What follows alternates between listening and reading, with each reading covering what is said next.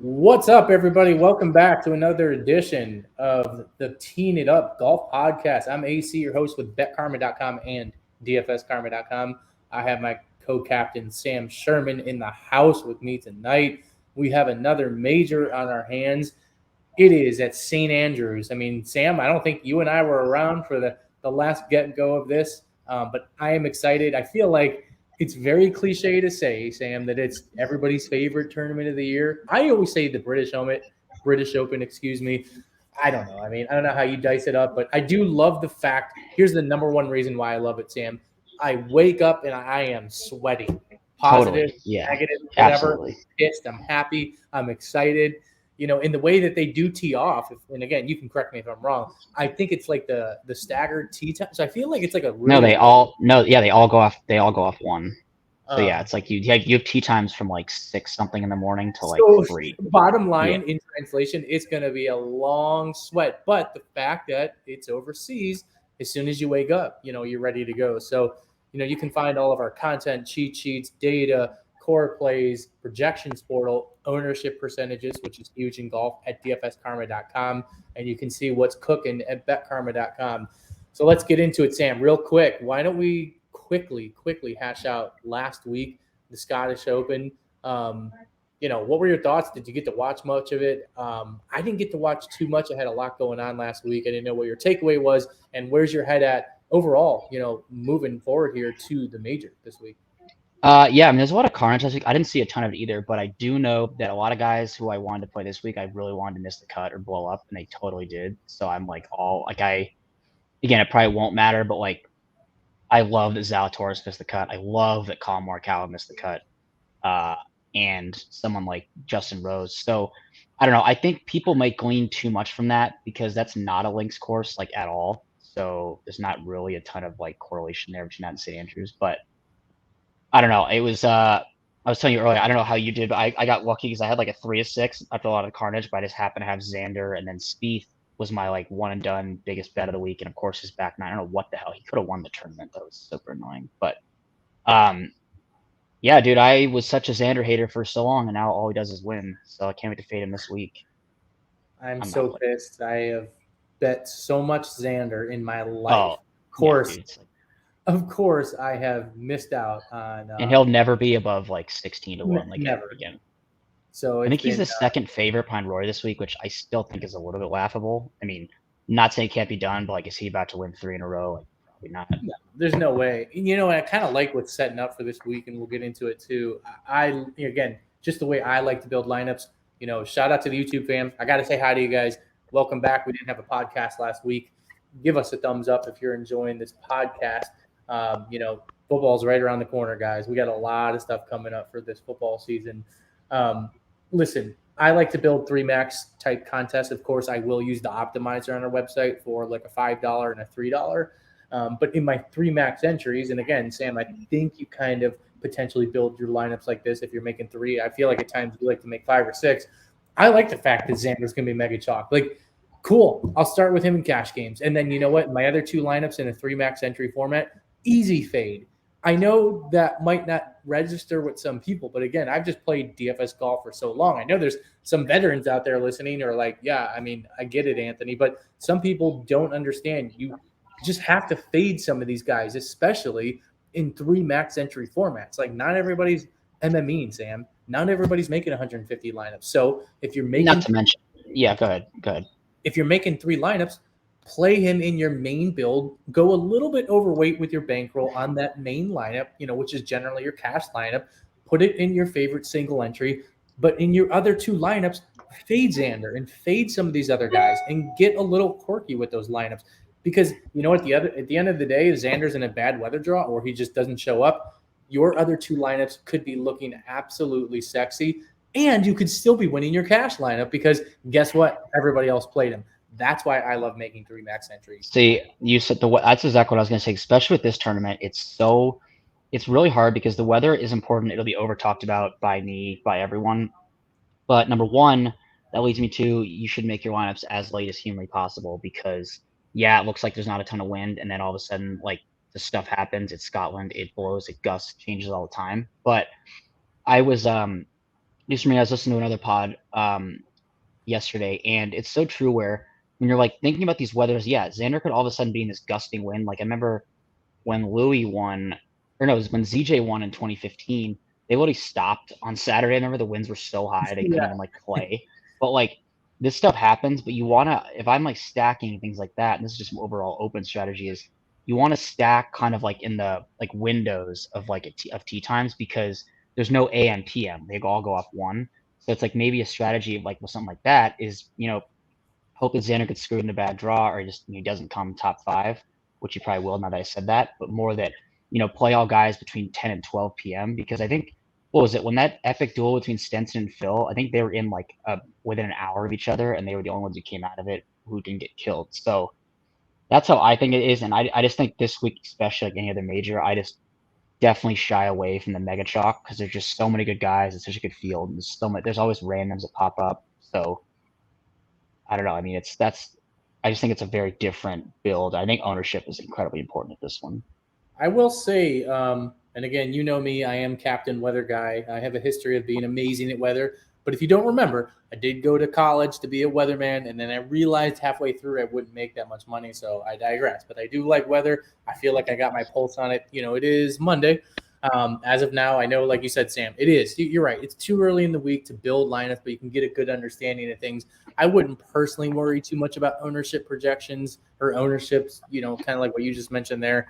We'll talk about that a little bit later. For what it's worth, right now, the weather looks amazing, relatively speaking, for St. Andrews and the British Open. I mean, I'm looking at it right now.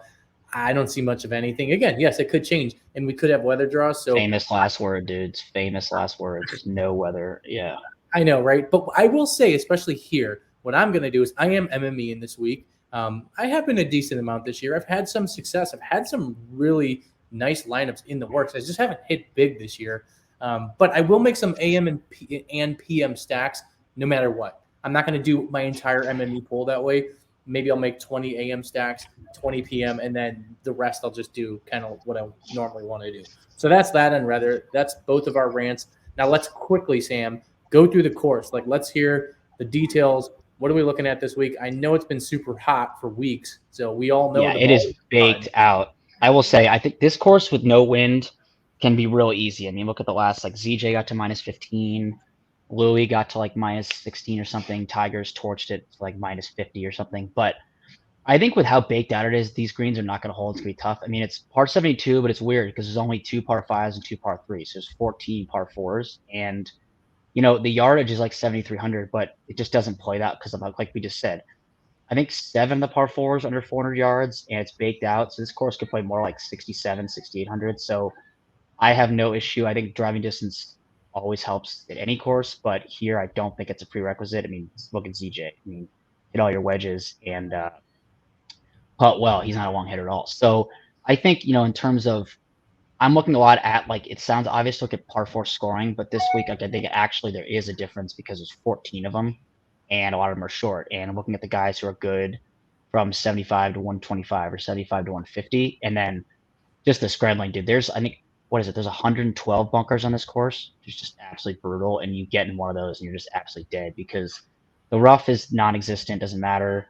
The greens are fast, but it's just all about being able to, lag putt. I think Tiger was saying that was my last thing is I think 3-putt avoidance can be a bit of a noisy stat a lot, especially if you put a lot of weight into it. But I know Tiger was in an interview saying he's like, you will have these wedge shots end up 50 feet. You just have to be getting them, 2-putting them. And so guys are good lag putters, like shocking. Like someone like Will Zalatoris is like a terrible putter, we all know, but he doesn't 3-putt that often. So I think that's an interesting way to look at it. And, the guys like Spieth will get chalk because he's known to be a good links player. It fits his game. Like he wants to bump it everywhere or a couple other guys like that. So that's how I'm approaching it, but I'm not really discounting anyone because of like a lack of distance or something like that. Everyone knows this course though. You don't need to go hole by hole. Yeah, no, I totally agree. I think that's a good setup of things. It's listen, the one vibe I got, Sam, kind of looking through pricing. Now we'll start to get through the pricing. Everybody's favorite part of the podcast. Don't worry, we'll talk some bets. I did drop all my bets already in the Discord, which you can access from the website. you mentioned something earlier, Sam. Wait to build lineups until Monday, and I didn't know if you were, me and you have banter back and forth. We'll take jabs at each other. I didn't know if you were inferring my bets that I do. I like to make them early in the week, no matter what the tournament. I do think the betting market is different. Like, the end of the day, dude, like the pricing generally is moving down on these guys, like all of them. Like, I don't know. It's just kind of what we notice over time. So I like to look at early market values. DraftKings is different as far as pricing goes because it's not going to really move, I guess. But I made a lot of bets. I made 6 of them. I threw 3 hilarious Hail Marys for 150 to 1. Again, a couple bucks on those. But yeah, those are in there. I'll drop a couple of them on the podcast. Let's get into it. Let's start from 10,000 and above. Oh, I know what I wanted to say real quick. The vibe I got was looking at this tournament. Maybe I'm just super excited because it's a major. And shout out to Matt if he's actually listening, homeboy from the Karma Nation here. We had a laugh during the Masters tournament. Everybody made fun of me. Everyone was vibing, having a good time, and this is pre-tournament. And I came in there, Mr. Negative Nancy, and I said, "You guys, the Masters sucks from a DFS perspective. Like, aesthetically, in real life, it's awesome, but Masters sucks because it's a shortened field. It's generally a bunch of losers. Let's put it politely. From 7,000 and below, and like everybody makes the cut. This is one of the few majors." One of the only majors that like there's volatility. It's a huge field and things can happen, right? So that's why I like it. I will play more aggressively this week, both with my bets and my betting. And the last thing I will say is looking at the board of DraftKings, I feel like I want to talk about every guy and I don't want to do that in this podcast. So please just punch me in the face, Sam, and tell me to I'll say before we start, I agree. I will probably have in any lineup I make, I will definitely have a 6K guy. Because it's not like like you said, it's not like the Masters where you can eliminate everyone like 68 and below because they're old or whatever. I think it makes it be so weird, and I definitely I don't think that I think that a lot of people will either start kind of at the top with Rory or do like balancing, and so it's going to lead to the concentrated chalk like always. But I definitely, especially in the mid tier, I can see some guys I know are about to get chalk, and so yeah, I see what you're saying. I mean, it's definitely different than the Masters. I should skip the Masters every year. I suck at that tournament. I know. Let's talk game real quick. Let's actually start with. I know we always. No, screw it, dude. We're starting 10,000 above. That's what we do. Spieth to Rory. I'll make it sweet. Just like you said, Spieth is going to be chalk. He's going to be highly owned. Everybody knows this. It doesn't even matter the price. It's like the Masters and just like the British Open. He's a great play. He knows what he's doing. You mentioned Rory. I do think Rory's going to be very popular. I really do. But I got to tell you, Sam, like, honest to God, I feel like all the other guys, like, correct me if I'm wrong, might be like not low owned, but like lower owned than we think. I mean, Scotty, Rahm, JT, Morikawa. I know you like Morikawa, so I'll let you talk about him. But yeah, I don't know. I feel like there's a wedge up top, and these guys. I agree. I agree. I mean, I can just go through it quickly. I mean, I'm not playing Rory, not because he's not been playing great. I don't know. He hasn't played here, I think, since like 2010. Because remember, he missed 2015 when he had that hilarious soccer injury when he's playing with his friends. I had to skip it. So I don't know. Here's my issue with Rory is he's like the best driver of the golf ball in the world. However, what's his weakness of his game is his wedge play. It's like all wedges. So that's kind of where I have pause. He's the most expensive guy, and he'll be high on. Scotty Scheffler, you should just play every week. It doesn't really matter. He's so good. The last time he missed the cut, didn't he come like T2 at PGA? Whatever. So I'd rather play him. My thing with the next 3 guys, I love Justin Thomas. Love that he just absolutely blew up last week. I don't think he cared. I think he was sucking, wanted to go play with Tiger because that's all he wants to do is hang out, which I would too. So I like Justin Thomas the most, and then Spieth, and then Morikawa probably. Morikawa, I just think will be low owned. He hasn't been like quote unquote as good, but I got stuckered last year when that infamous tweet went around from some guy about how Morikawa was like, I just can't, doesn't fit my game, this weird link style turf. Then he wins the next week. I was like, I can't believe I fell for that. So I don't know, in a spot that requires like elite iron play, especially short irons, I mean, Morikawa, like there's no one better in the world besides maybe JT. So that's my thoughts. My only thing is I was going to ask you about Rahm. Rahm, I think has looked a little shaky lately, like even for him. Like I'm not just saying that like everyone does, but again, I am absolutely obsessed with playing Rahm every week, every month, every year, every tournament. Me too. Yeah. In my 3 max, he's actually in one of the the 2 GPPs right now because I can't get away. But I gotta admit, man, like I do have a little bit more time this week than I normally have been, and I have been diving in. I wanted to be more prepared for this podcast. Like I agree, like I actually don't like the way I mean, I gotta admit, like I don't like what I'm seeing for Rahm. And it's not just last week, by the way. I mean, there's some very like his sand saves in his last 24 rounds. I mean, he's one of the worst in the field. He's just terrible around the green game in general. But his wedge play, you mentioned Rory, which I totally agree. Like, listen, Rory looked really good at the RBC with his wedge play, but like Totally. Rahm looked atrocious. Like for like Oh, weeks by the way, Rory, I think is like 109th on tour in 3-putt avoidance. Yeah, that too. So I mean, and again, I'm actually not playing Rory. Man, I feel like I can't play Rom the way I'm talking about Scotty. I feel like I'm just I don't know, man. Like I can't continue to.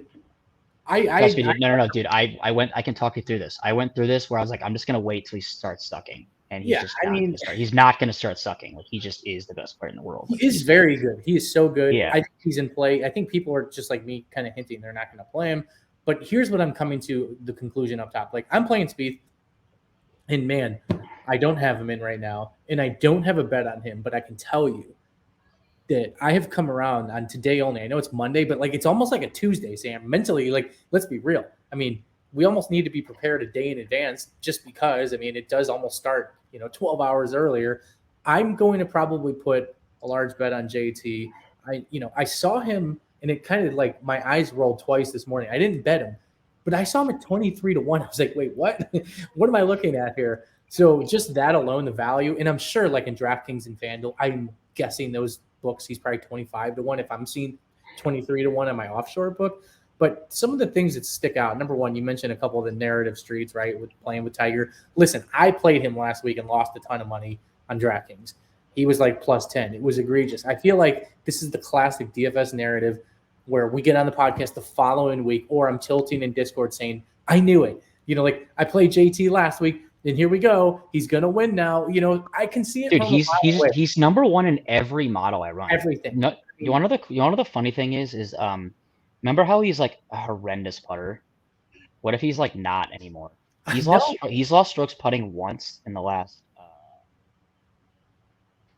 9 events, and that was minus 0.1. I always tell people, I always tell my friends that aren't in this like ecosystem, this bubble that you and I are in. My favorite player in the world, and who I think is the best player in the world, and believe me, we don't need to get in that discussion, is JT.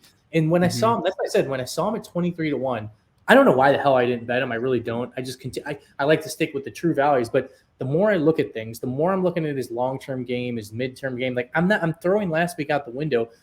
Dude, even his wedge game, like you're saying, Sam, like you mentioned the 75 to 100 yard marker and the 125 to 150. I mean, he's like ranked top 5 in every category that I'm looking at. And he just has that like moxie, the swag. He's got bones. I just think that like there's a lot to be said here. So he will be in my player pool very heavily. Plus, he's out here scouting the course of Tiger.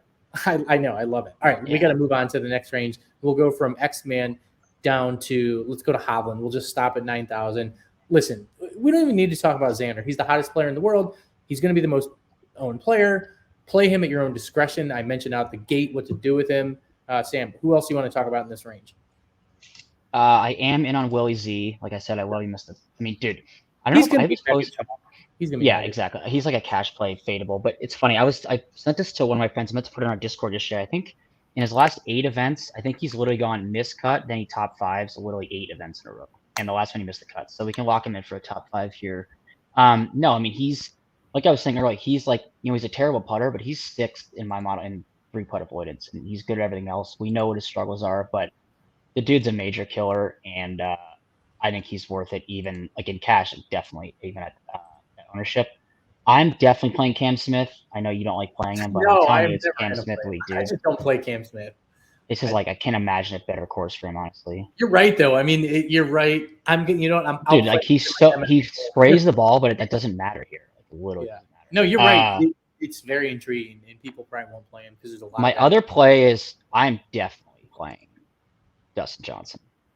Yeah, that's interesting. I mean, I have him actually in one of my 3 max entry teams right now because out of sight, out of mind. I know no one cares. You can't get anything from the live stats because no one knows. But like, number one, he's played well here a lot, and like, people kind of forget. I know because it's like cool because we all hate all the whip guys now. DJ's short game is like really good. I was Like he's just gonna really say good around the green. Yeah, like he's putted badly for like a year and a half, but like his around the green game. it wasn't that long ago. DJ was the best player in the world. I mean, Yeah, like, literally, what was it? A year ago, year and a half ago? I mean, yeah, he's 9,400 or 92. Yeah, we passed up Cantlay, and I mean, listen, I bet him. I thought he had fair value at 25-1. I swear to God, this guy just doesn't show up. I play him every major in like I'm not playing him in cash. I've already come to that conclusion. I bet him. I have him in my players. Plus Lowry right under him is a way better play anyway. I agree. The only thing is you just got to hope it's not a true scoring fest. I feel like that might be the only thing that hurts Lowry. That's me. I agree. But I agree. You know, Hovland, no one can play him. I mean, so I was gonna say Hovland is interesting because he's looked terrible. Dude, if he's gonna be like 5% owned, and that's like an auto play. That's like he's just talent based on talent. Especially in a birdie fest, dude. If he's hitting greens, things are different. Plus, I mean, he's probably going to be able to putt a lot and use the Texas wedge. I mean, that's what I do, and I suck around the green. You know, like, I agree. Like MME, I got my eyes lined up to summarize on DJ, Cameron Smith, to your point, even though I hate him, and Hovland and MME. We didn't talk about Hideki, but I don't know. Hideki just, I'm tired. I'll play him. Breakdown. Who? Apparently he's going to the live, which if that's true, that's devastating. I love Hideki. Yeah, I hope that's not true. I think that's going to be a tough one to swallow. I get sick of the live thing. If you're moving down, speaking of live, dude, I'm definitely playing Louis. Talk about out of sight, out of mind. No, he's like never come worse than like second here. The average DFS player is not going to touch him, but the veteran DFS player is going to play him. I mean, that's my summary on Louis this week. He's a good play for leverage, and he's got his. I mean, he knows this course. I'll say something I have not said in a long time. Tommy Fleetwood's like playing well. Yeah, he showed he played really well last week. He's going to be a very serviceable cash play this week at 8,600, and I think he's going to be highly owned. And again, Tommy's the type of guy that I don't want to. I'm not saying he's Xander, but you put him in your cash game lineup this week, guys. If he fails, you still have. If him and Xander both fail, you still have a chance to cash in cash games. Think about that. Honestly, that's what I'm thinking. Like, I don't care about Tommy in my 2max, my other GPPs, because I just don't. Which leads me to my favorite part of the podcast. I've been waiting, Sam. I'm glad you didn't take these guys. You can talk about a lot of the other guys. I am all in on Tony Finau. Me too.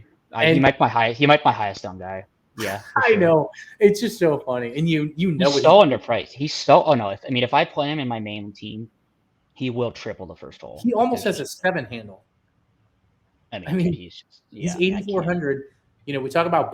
There's going to be a lot of par fours that probably can come into play, I would assume. I mean, I look at Finau. I ain't saying he's driving distance of Bryson, but that's how I think of Finau. Like, he can bomb it out there as far as anybody on tour. So you're getting Bryson at 8,400, who's in form and who has showed a lot. I mean, in fact, he's number 1 in 3-putt avoidance in the last 24 rounds. I mean, hello. I know he doesn't suck at putting near as much. He's also first for me in bogey. He's first bogey avoidance. He's first tee to green in my mixed over. I mean, my problem with him is that I also like Sungjae and Connors a lot.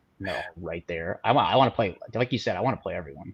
Sungjae is a great MME play. I almost played him last week. Just coming off the injury, there's something about him that doesn't smell right now. Just for me, I want to finish on one thing. First off, Tony Finau is like holding onto a stock that fucking goes down 60% and then ultimately years later comes back. That's what it felt like with him. Like, he is back though. I mean, I have rode that train. I had diamond hands. Everybody else got off, and I'm just saying, you guys are all welcome back. Tony's my guy. Let me hit you with something though, Sam. I know you're not going to agree, and I know you're going to laugh at this statement. I like myself some narratives, and I do. The only shows I watch these days is really just golf, and like the Golf Channel's like on in the background. You know who I like this week who nobody's going to play? Who? Brooks Koepka. I'll tell you why. I mean, what do we think? 5%? 6? 4? I mean, seriously, what is he going to be on? I mean, honestly. You can play Brooks. I would rather play Bryson. Yeah, no, I'll play. I'm debating some Bryson as well, but I just feel like, first off, it's the standard BS narrative. It's Brooks in a major. He hasn't the last couple, but remember, he was both coming off an injury. And then number 2, dude, he is historically known. And the reason why I'm bringing this up is because I did just hear it out of his mouth again recently. But I remember in the past him talking about St. Andrews, even on a year where it wasn't St. Andrews. He loves the British Open period. I don't know what his record is. I mean, do you have it in front of me? No, I'm not talking about St. Andrews, but Yeah, I mean, because remember he started on the European tour. yes. I think he's come Alfred Okay. Dunhill, the one that hosts it. Sam, I'm looking at his finishes. 7th, 2nd, 10th, 9th.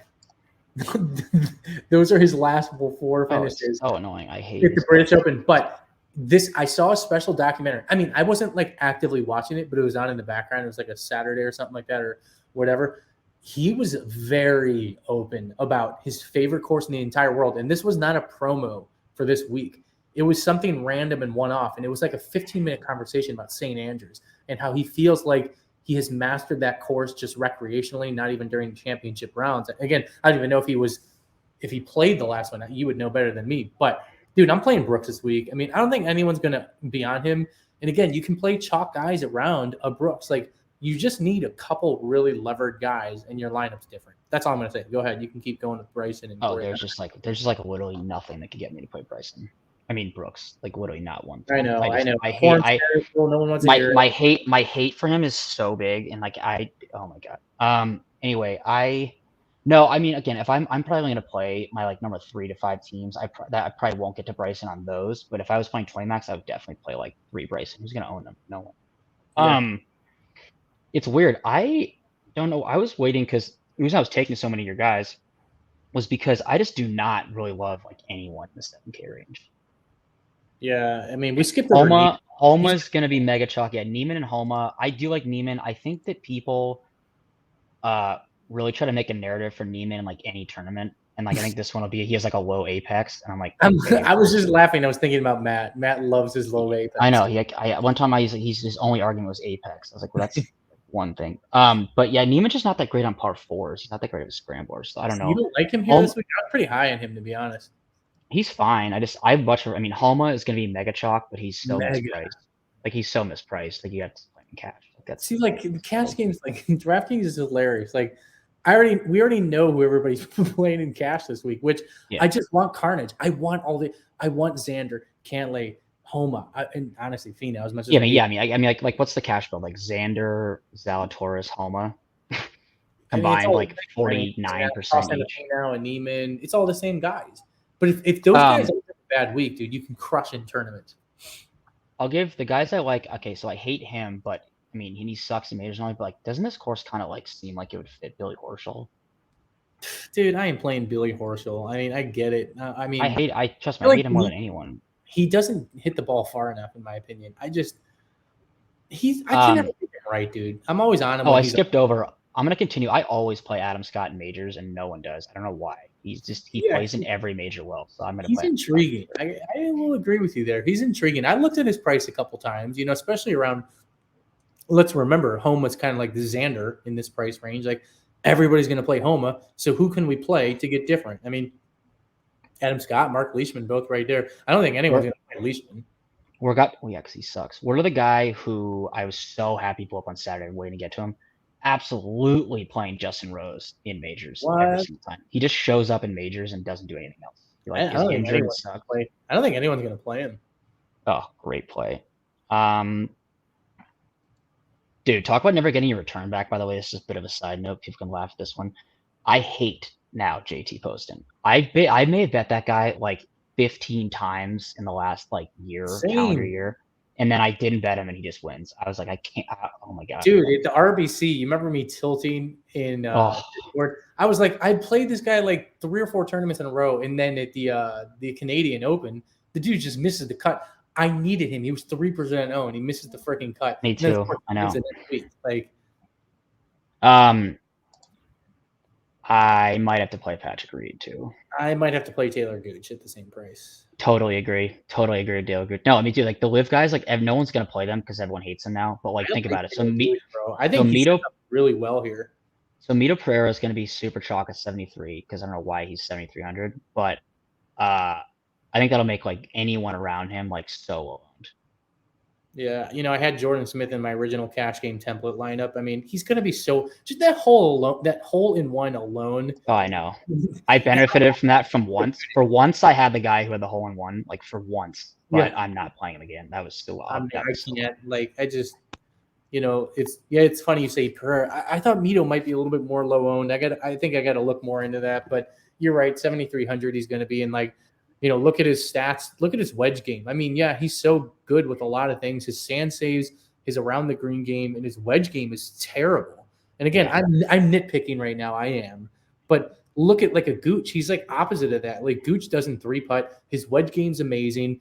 His around the green game is amazing, and he's an elite ball striker. And like Gooch isn't the farthest driver out there, but this week the ball's going to roll. So there's that. I mean, dude, of course, the rewards like total driving, like off the tee. I mean, you got Keegan right there. I know. I was just going to bring him up, but everybody's going to play Keegan. It's like he's like. So I'm going to play Keegan, but I already know he will shoot +10. Like, oh my God, Keegan was in the like, Scottish Open. I didn't even realize he was in the Scottish Open. I actually liked that he missed the cut now. I thought he was still on his tour in Northeast, America. You know how he's like popular in 2 tournaments and then everybody else hates him. Interesting.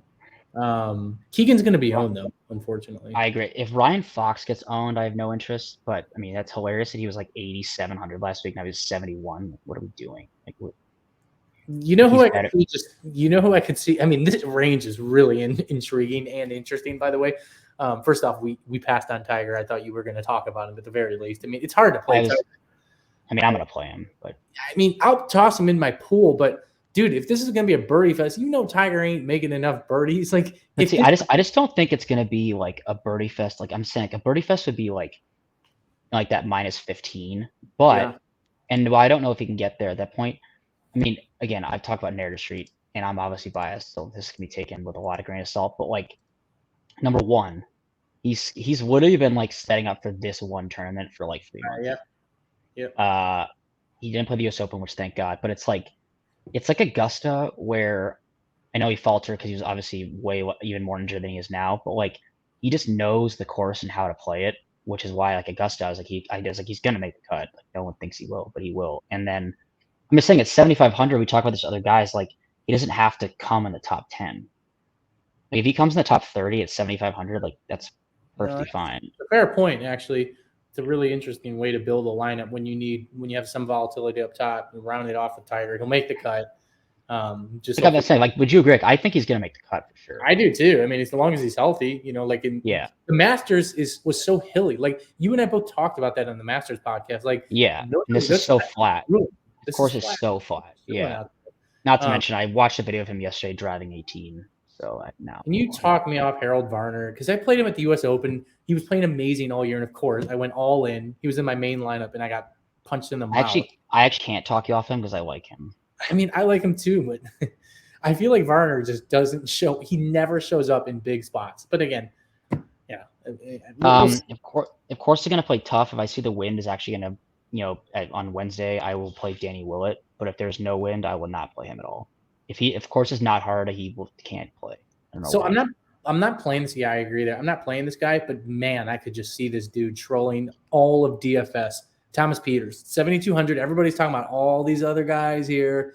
Dude, you know that this is what Peters historically does. Like, he just shows up sporadically, and I could see his bomber angle working this week. He gets hot with the wedges. He's actually a pretty good wedge player. I don't know. I'm not saying I'm playing him. Just there's like I said, there's a lot of interesting guys down here. I mean, the troll play of the week is just play Kevin Na 7,000. Could you just see a total random Kevin Na T12 for just no reason? And absolutely, because he knows how to work the angles. He's kind of like a really poor Jordan Spieth, but dude, he has extreme win equity. Like we both totally. He fucking wins. He's uber volatile. Like he'll kill you more than he doesn't. But when he hits, it's like a top 5 or better, and he'll be like 2%. He's actually had a really good year. I mean, I knew he has, but I'm actually looking back right now, and he's got everything around the green, the putter, the approach shots. I mean, if you want to unless you have anyone else above 7, I have my like favorite sub 8K guy. Oh yeah, go ahead. I don't know. I didn't even look in the 6K range, to be honest. I can't believe I'm letting this happen to me again, but dude, like Keith Mitchell, like that's oh yeah. No, I do like him. I got him in one of my template lineups right now. I think he's way underpriced. He's gonna be popular though. I know that's my problem. So I mean, I like him. I do like Hao Tong because he's actually been playing better for the first time in like 4 years. Um, I like who's the other guy? Oh, well, I'm like on a live train. I think 6,700. You can write this down. I know you will. Sam Horsfield has been playing like really, really well. Yeah, I've He's heard like you a talk. really good I saw links. you talk about him in one of your articles, actually. Um, I could see Again, Frittelli popping here this week. These South Africans definitely are a thing in dude, these type of tracks. dude, you want to name? No, who's playing better is Emiliano Grillo. I know he's been playing really well. 6,700. I know it's like oh god. I I don't know could if I see can him do being it. owned though, dude. I mean, you don't think he'll be owned? I feel like he will be. He might. I don't know if I can do it. Then again, 6,700. People get scared down here, even if he's been playing well. Like this is what I've noticed historically in DFS. Like they just assume he's really bad. At least most people. Totally. But yeah, I mean, No, it's like also when I've noticed this with people talk about PGA guys. When someone guy sucks at putting, he is known as a bad putter for like 10 years. Like literally. Like Finau still is known as like one of the worst putters on tour, but he's like average now. I bet you Wyndham Clark's going to be owned. I'm not falling for that again. He's actually been playing kind of well. He has, but it's like he's like not. The problem is he's like his approach play in general is horrendous. Like he literally is only good at driving it and putting. So if he doesn't if he has to hit a wedge, dude, I don't think we need to worry about approach play this week. I mean, again, we've been talking about these don't worry about approach play. Is that not the most? That's like the most important stat every week. It is. But you and I, when are we ever talking about wedge shots from 75 to 100 and 125 to 150? Talking about it right now. So close. I mean, that's not really, I feel like, an approach shot. It is, but it's just a little flip wedge, right? For a lot of these guys. My biggest with Wyndham is he's never played the Open. So it's a very different. He finished 16th last week and looked really good. I think he's going to be definitely, I mean, again, down here, not all these guys will be owned, but I'm definitely going to take a peek at him unless he's like, whatever. I don't know. How about some of these other guys? I mean, anyone else down here? I mean, I gotta make my MME pools here. So. I don't mind Dean Burmester, Mester, whatever. I normally play him in every major, and he misses the cut. I could see. Who's the one other guy? Who's load? Okay, I mean most of these lower 6K guys just are qualifiers who stuck. You gonna play Phil at 66? I didn't even know he was in the field. Past champion, dude. God, yeah, he is so bad. I'll leave him in the player pool. Like I'll always remember the PGA Championship he won. I mean, was that last year? It feels like 9 years ago. But yeah, that was insane. I was like sick to my stomach that I just didn't include him at 3% in my player pool. Like I got to do that with guys that like are future Hall of Famers. Like I have been changing my MME strategy a little bit over time. Yeah, I'll have him in my player pool, just a few lineups. So I don't have anyone else in 6K unless you do. I guess Lucas Herbert I might play after he burned people last week because he was for some unknown reason chalk. If you guys are still listening to us, we appreciate it. But when I mention optimizer and things like that, Sam and I don't talk about it a lot, but we do offer that product. It's on our website, and frankly, I gotta admit, the optimizer does the work for you. I mean, I have people in my DMs, Spikes. I gotta admit, he's always trying to get better at it, asking me questions. It does do a lot of the work for you. Like, yes, I will input certain percentages on some guys that I want. I'll go overweight some guys, and I'll X out some guys at the pool. I don't do that much work. That's why I like it. It's fun. It doesn't guarantee money. In fact, I lose money 7 out of 10 times if I'm being truthful and honest with you. But the 3 out of 10 times, it's a hell of a friggin' ride. I will tell you that. Anything else, Sam? I mean, have you made any bets yet? Or are you still just kind of eyeing things up? I have no. I don't know if that Colin Morikawa number stays at 30 or worse. I can't not bet that. I do like Morikawa at like 30. I saw you bet. You got a good Finau number. I saw. Did you get him at 45? Yeah, I couldn't believe it. He's already down to 30. No, he's down to 35 on my book. I knew these numbers would move, dude. Like that's I may not be able to resist DJ at 35 or 42. Dude, I saw him there. I mean, I don't have money for everybody, but my God, yeah, he's at 40 to 1. Do you want to bet Xander at 12? Yeah, right. God, that's a tremendous number. I can't believe JT's in the 20s. I mean, again, I got to add to that. But as we wrap up the podcast here, yeah, I mean, Finau's probably my favorite value bet of the week. At 45 to 1. I don't know, Sam, who would be your favorite value bet of the week? I like. Mine would probably be. I think I saw Sungjae at 55 or 60. is an interesting number to me. And I don't know what Corey Connor's number is. It's probably lower than that, but I'm seeing Sanjay at 80, by the way, just FYI. Whoa. Yeah. Okay, that might be on. Yeah, I mean, he might be 80 on your book, honestly, but I did see that. Oh, by the way, the one guy we skipped over, are you playing Fitz? Yes, oh, absolutely. I've been playing Fitz so much that I can't stop. Dude, he's just too good right now. He's in too good a form. Down the road, we'll laugh at how much we paid up for Fitz because he'll regress. Yeah, you have to play Fitz. You cannot not play Fitz right now.